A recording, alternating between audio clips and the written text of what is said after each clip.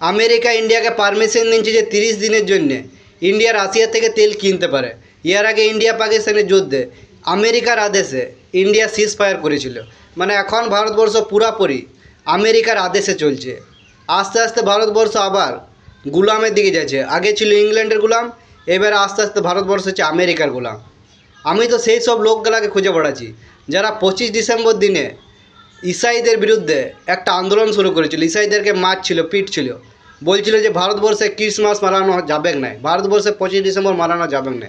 আজ সেই সব লোকগুলা কোথায়, যারা আজ ওরা দেখতে পাচ্ছে না যে ভারতবর্ষ আজ একটা ইসাইয়ের আদেশে চলছে। আজ ইসাই ভারতবর্ষের প্রধানমন্ত্রীকে আদেশ করছে যে কোন দেশের সাথে মিত্রতা করবে, কোন দেশের সাথে শত্রুতা করবে, কোন দেশের সাথে তেল কিনবে, কোন দেশকে তেল বিক্রি করবে।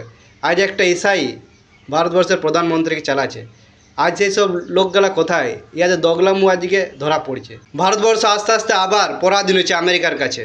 তা আসুন আমরা আমাদের ভারতবর্ষের প্রধানমন্ত্রীকে পরাধীন হওয়ার জন্যে, ভারতবর্ষকে আবার ঘুরে পরাধীন করার জন্যে একটা সবাই মিলে থ্যাংক ইউ জানাই ভারতের প্রধানমন্ত্রীকে। থ্যাংক ইউ প্রধানমন্ত্রীজি। वाह मोदी जी वाह वाह।